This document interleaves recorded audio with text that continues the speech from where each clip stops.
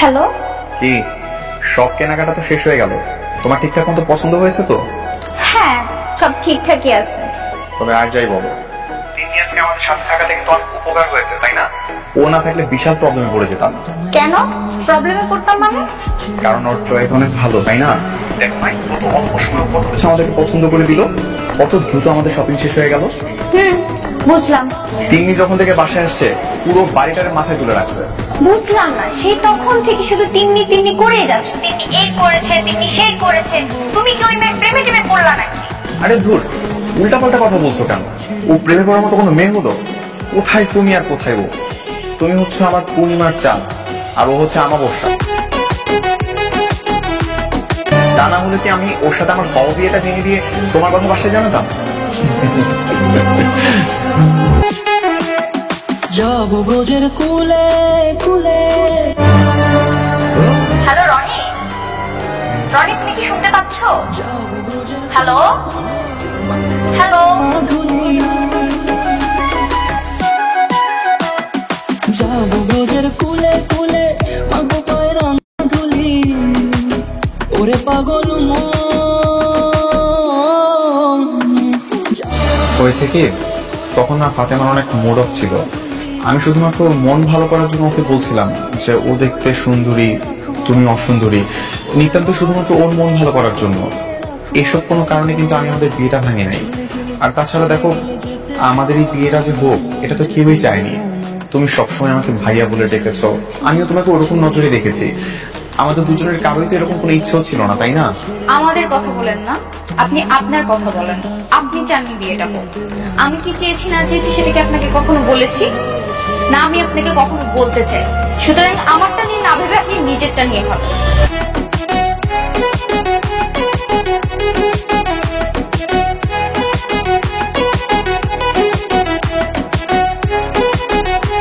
তুমি এখানে, আর আমি কিনা পুরো বাড়ি জুড়ে তোমাকে খুঁজে বেড়াচ্ছি।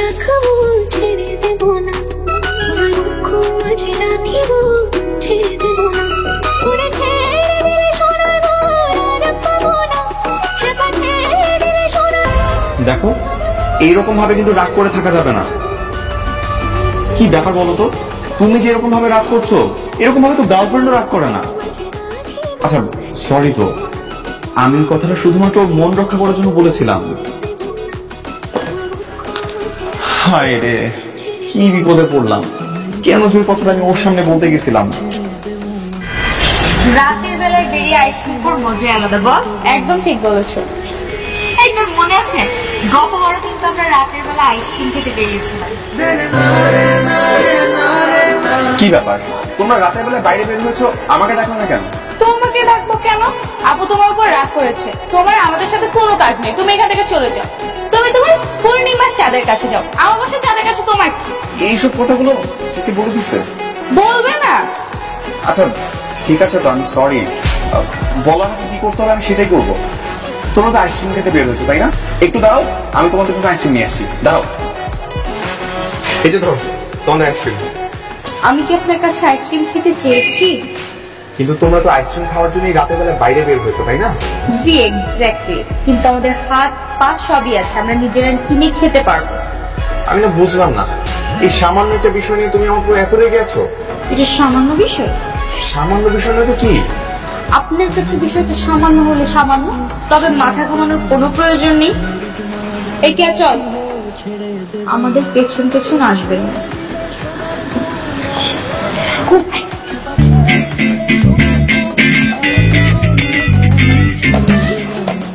তিন্নি চলো।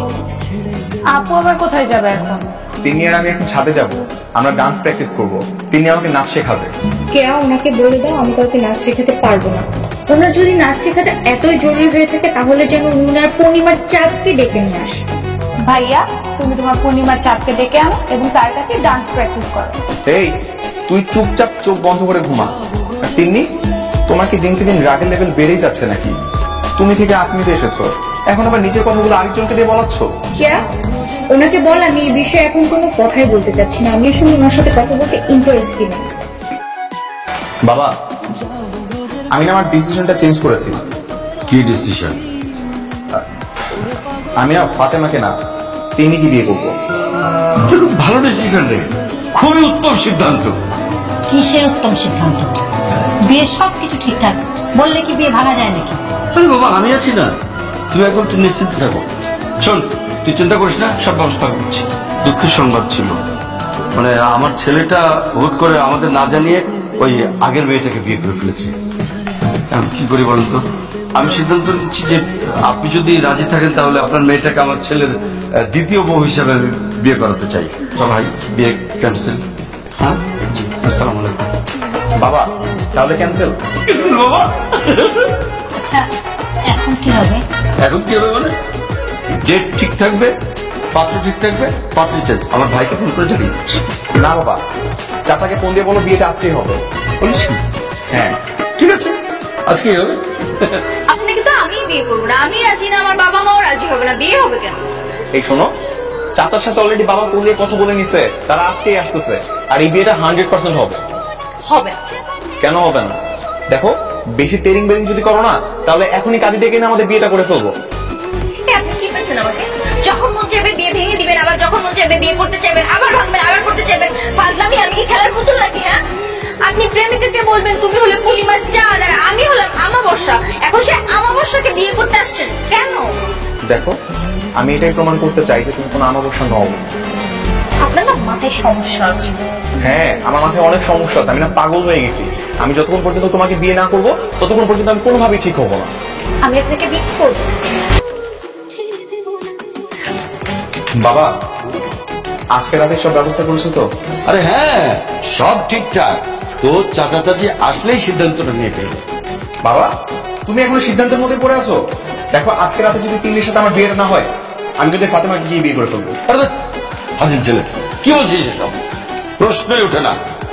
যেভাবেই হোক আজকে রাতেই তোর বিয়ের ব্যবস্থা করবো। তুই তোর প্রস্তুতি নে, যা। ঠিক আছে বাবা। ভাইয়া, এবার তোমার চয়েস একদম ঠিক আছে, পারফেক্ট ম্যাচ। আচ্ছা।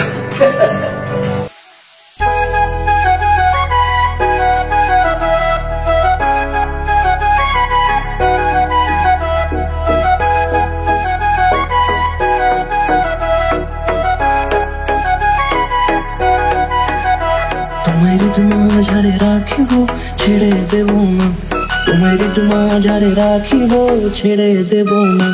ওরে ছেড়ে দিলে সোনার গৌর আর পাবো না। খেপা ছেড়ে দিলে সোনার গৌর আর পাবো না। না না, ছেড়ে দেব না। তোমায় ঋতু মাঝারে রাখবো, ছেড়ে দেব না। তোমায় বক্ষ মাঝে রাখবো, ছেড়ে দেব না।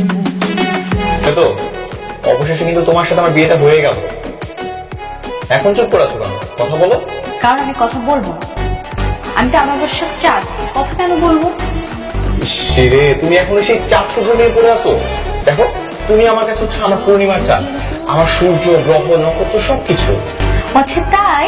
তাহলে ওই মেয়েকে এক্ষুনি ফোন দাও, আর ফোন দিয়ে বলো সেদিন আমি তোমাকে যা বলেছিলাম সব মিথ্যা, তোমাকে সান্ত্বনা দেওয়ার জন্য বলেছিলাম। হ্যালো ফাতেমা, আমি না সত্যিই সরি, সেদিন তোমাকে পান দিতে গিয়ে মিথ্যা কথা বলেছিলাম। আসলে তুমি কোনো আমাবস্যা না তো, ও হচ্ছে আমার জীবনের প্রকৃত পূর্ণিমা চাঁদ, তুমি হচ্ছে আমাবস্যা। রাখি, হ্যাঁ, বাই। এখন তো আর আমার উপরে তোমার কোনো রাগ অভিমান নেই, তাই না? কেন থাকবো না? এরা সারা জীবন থাকবে। মানি মানে তুমি আমার সাথে কম অন্যায় করছো নাকি? হ্যাঁ, আমার সাথে ঠিক হওয়া বিয়ে তুমি ভেঙে দিছো, এরপর তোমার গার্লফ্রেন্ডের সাথে তুমি বিয়ে ঠিক করছো, তারপর আবার তুমি তোমার গার্লফ্রেন্ডকে পূর্ণিমার চাঁদ বলে আমাকে আমাবস্যার সাথে তুলনা করছো। আমার কি সব মনে নেই? আমি কি সব ভুলে যাবো এত সহজে? সারা জীবন মনে রাখবো। আর সারা জীবন তোমার একটাই কাজ, সেটা হলো আমার রাগ। ও খোদা, কেন যে আমি এই কাজটা করতে গেছিলাম?